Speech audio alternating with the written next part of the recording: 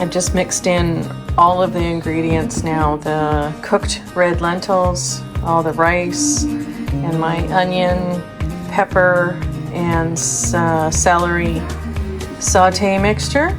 I've added in all my spices, and I put a little touch of balsamic vinegar in there, and a couple teaspoons of soy sauce.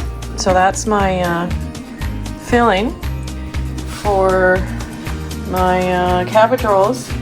And I've just diluted some of this tomato basil with a little bit of chicken stock. You could use any kind of stock.